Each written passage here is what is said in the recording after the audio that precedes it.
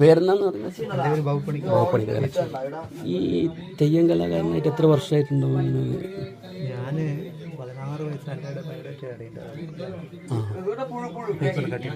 16 വയസ്സിൽ 17ാമത്തെ വയസ്സിൽ തീച്ചാമണ്ടി കിട്ടി. 16ാമത്തെ വയസ്സിൽ അത് ഏത് ക്ഷേത്രത്തിലാണ്? കാവിലാണോ? ചെറുകുടി എന്ന് പറയും. ക്ഷേത്രമാണ്.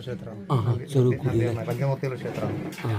അങ്ങനെ ഇത് വാരി വെച്ച് നോക്കിയിട്ട് അറിഞ്ഞ പ്രശ്നത്തിൽ നിങ്ങൾ തെളിഞ്ഞിട്ട് മാത്രമല്ല, പിന്നെ നമ്മുടെ നാട്ടിൽ ജന്മാരിയാണല്ലോ. അതെ അതെ അതെ അതിനുള്ള അവകാശം. അതെ അതെ അതെ. അപ്പൊ അങ്ങനെ ആ തെയ്യം ആദ്യമായിട്ട് ഭഗവാനെ കെട്ടി അങ്ങനെ അവിടുന്ന് അവര് നാട്ടുകാർ ഒത്തുകൂട്ട് കളിപ്പറമ്പ് രാജരാജേശ്വരിന്ന് പട്ടും വളയും തന്ന് പണിക്കൽ സ്ഥാനേറ്റ്.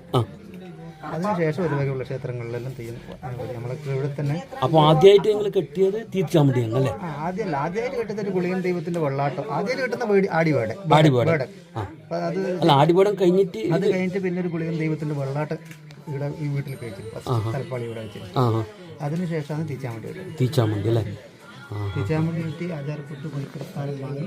അത് കഴിഞ്ഞ് പിന്നെ ഒരു 1.5 വർഷം കഴിയുമ്പോഴത്തേക്ക് വേറിട്ടൊരു വളയും കൂടി എന്നെ തേടി വന്നു. അത് ചട്ടയിൽ കായം വക കൊട്ടിയിട്ട് അരയടുത്ത് തറവാട് വിഷ്ണുമായെങ്കിൽ തെക്കൻകരിയാത്തൻ ക്ഷേത്രം.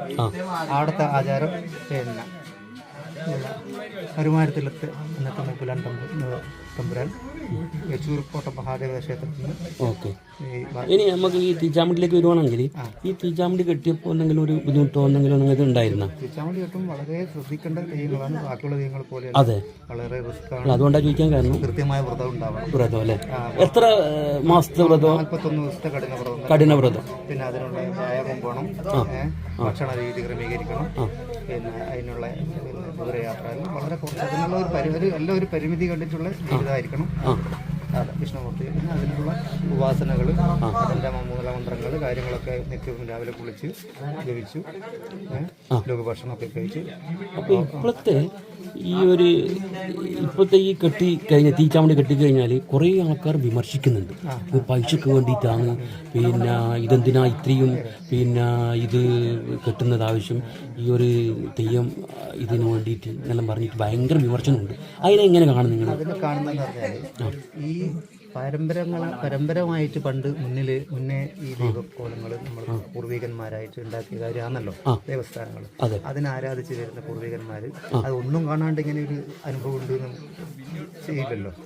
അപ്പൊ അത് വിഷ്ണുമൂർത്തിയുടെ ഒരു ഉപാസന മൂർത്തിയായിട്ട് കാണുന്ന അന്നത്തെ പൂർവികന്മാർ കൊണ്ടുകൂട്ടി അവരെ അത് തറവാട്ട് തളങ്ങളിൽ അവരെ കുടുംബക്ഷേത്രങ്ങളിൽ മാത്രം ഉൾക്കൊള്ളുന്നൊരു ഉപാസനാമൂർത്തിയാണ് ഈ വിഷ്ണുമൂർത്തി തീച്ചാമണ്ടി. അപ്പോൾ അതിനെ ഇന്നത്തെ തലമുറകൾ കാണുന്നത് പറഞ്ഞാൽ തീര് വീഴുന്നു, അത് പിടിച്ചു വലിച്ചു അങ്ങനെയാക്കി ഇങ്ങനെയാക്കി അത് എന്നതൊരു ഇതാണ് പൈസക്ക്. അങ്ങനെ പൈസയല്ല ഇതിൻ്റെ ആചാരാനുഷ്ഠാനങ്ങൾ. ഈ സർവസ്വമായിരിക്കുന്ന ആ ഭഗവാന്റെ ഉഗ്രരൂപം, അതായത് അഗ്നിയിൽ പ്രവേശനം ചെയ്യുന്ന ആ ഉഗ്രരൂപത്തെ ആ ഭക്തജനങ്ങളുടെ ഹൃദയത്തിലേക്ക് ഭഗവാൻ കാണിച്ചു കൊടുക്കലാണ് നമ്മുടെ ലക്ഷ്യം. ഈ കെട്ടുന്നവർക്ക് ബുദ്ധിമുട്ടൊന്നുമില്ല, ഇതുവരെ ഒന്നും ഉണ്ടാവില്ല. പക്ഷെ ആ കാണുന്ന അവർക്ക് ബുദ്ധിമുട്ട്. അതിനെക്കുറിച്ച് കെട്ടുന്നവർ കൃത്യനിഷ്ഠയോടുകൂടിയുള്ള വ്രത ആചാരങ്ങൾ കൊണ്ടാണ് അവരത് ചെയ്യുന്നത്.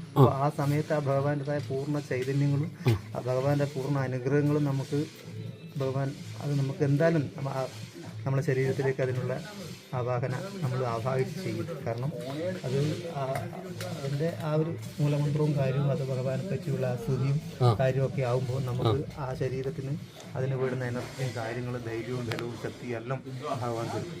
അതാണ് അതിൻ്റെ ഒരിത്. നന്നാക്ക് മാത്രം അതിനെ വിജയിപ്പിക്കാൻ കഴിയും. അതല്ല ആരായാലും തീച്ചാമണ്ടി എന്ന് പറഞ്ഞാൽ ഒരു വ്രതം മഹാകോലം എന്ന് പറഞ്ഞാൽ 41 വ്രതം വേണം. അത് നമ്മൾ അടയാളം വാങ്ങുന്ന ആ ദിവസം മുതൽ അടയാളപ്പടം എന്ന് പറഞ്ഞാൽ ക്ഷേത്രം കഴകം കയറി കുളിച്ചു തോതു ശിവക്ഷേത്രം ഉണ്ടെങ്കിൽ ആദ്യം പോയി അങ്ങനെ പണ്ടത്തെ കാര്യങ്ങളും. വിഷ്ണുവാദി ആണെങ്കിലും ഭഗവാനാണെങ്കിലും വിഷ്ണുവാംശാണെങ്കിലും വിഷ്ണുവാംശാണെങ്കിലും ആദ്യം ശിവക്ഷേത്രത്തിൽ പോയി നെയ്യമർദ്ദലം വെച്ച് പ്രാർത്ഥിച്ചു.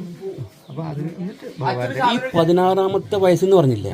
അപ്പോൾ ഈ 16ാമത്തെ വയസ്സിന് മുന്നേ നിങ്ങൾ ഈ തീച്ചാമണ്ടിന്റെ എല്ലാ ഈ ഇതും ശ്ലോകങ്ങളും മറ്റുള്ള എല്ലാം പഠിച്ചിട്ടുണ്ടായിരുന്നു? 16ാമത്തെ വയസ്സിന് മുന്നേ തീച്ചാമണ്ടി